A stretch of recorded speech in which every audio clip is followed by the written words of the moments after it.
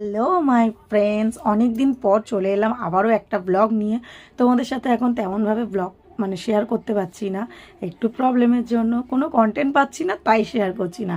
তো চলো, আজকে কিন্তু চলে গিয়েছিলাম একটা জায়গা। আজকে স্পেশাল একটা ডে, এই ভিডিওটা কালকেকারের করা। তো স্পেশাল ডে কেন বললাম তো সেটাই তোমরা দেখতে পাবে। এখানে দেখো বাসে বসে বসে আমার ছেলে আর আমার বান্ধবীর মেয়ের খুনসুটিগুলো খালি দেখতে থাকো। আমি মাঝখানটায় বসেছি আর আমাদের জামাইবাবুও কিন্তু গেছে। তো কোথায় যাচ্ছি সেটাই কিন্তু দেখার পালা। এইখানে দেখো চলে এসেছি কিন্তু হাওড়া স্টেশন। হ্যাঁ, আজকেরে আসছে আমার বান্ধবী, ও যেহেতু কাজের সূত্রে বাইরে থাকে, তো সেই কারণেই কিন্তু ও যখন ইন্ডিয়াতে ফিরছে আর কি, ও কিন্তু আমায় বলেছিল যে এইরকম আনতে যাওয়ার কথা। তো দেখো ও কতটা হ্যাপি, দেখো খালি। কেমন লাগলো বল? বাবা বাবা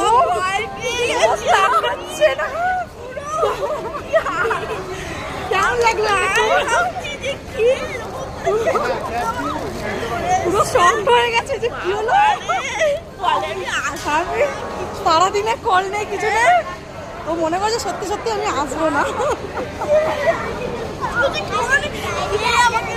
বাবা কোন ভাগ। তো দেখতে পারলে তো আমার বান্ধবীর মুখের হাসি, এই হাসিটা কিন্তু থাকতো না যদি না আমি আসতাম। আর ও কিন্তু কিছুই জানে না যে আমি যাচ্ছি বলে। ও অনেক দিন ধরেই আমাকে বলে রেখেছিল যে ভাই আমি যখন আসবো আমাকে স্টেশনে কিন্তু আনতে যাস। তো আমি বলেছিলাম যাবো না, এরকম প্রবলেম হ্যানা ত্যানা বলে আমি কিন্তু ওকে কাটিয়ে দিয়েছিলাম। বাট জামাইবাবু আর আমি দুজনে প্ল্যান করেছিলাম যে ওকে পুরো একদম কি বলবো, ওর কথা শুনে তোমরা বুঝতেই পারছো, আর এতটাই হ্যাপি হয়ে গিয়েছিল না, কি বলবো। আর বান্ধবীর মুখে একটু হাসি দেখার জন্য তো এগুলো করতেই পারি, তাই না? তো দেখো এরমভাবে কিন্তু আর ট্রেনে কি বলবো, রাস্তাতে সবাই আমাদের দিকে হাঁ করে তাকিয়ে রয়েছে যে কি হলো, পিছন থেকে এটা কি হলো। হ্যাঁ, এইরকম একটা ব্যাপার। তারপরে দেখো দুই বান্ধবী চলে এসেছি, এখন কফি খাবো। আর কফিটা খেয়ে আমাদের রিয়াকশানটা খালি তোমরা দেখো, কত সুন্দর রিয়াকশানটা খালি দেখতে পারলে তো। তো এখানে বাচ্চাগুলোও বলছে যে পুরো তিতো কফিটা, এত অখাদ্য খেতে, কি বলবো, স্টেশনের খাবার এত বাজে হয়, মানে উফ, কি আর বলি। তো চলো, আমার বান্ধবী তো ঢকঢক করে খেয়ে নিয়েছে, বলছে ভাই পয়সা দিয়ে কিনেছি নষ্ট করবো, আর আমি তো খেতেই পারিনি। এইরকম কথাবার্তা বলতে বলতে অনেকটা সময় কাটালাম আজকে।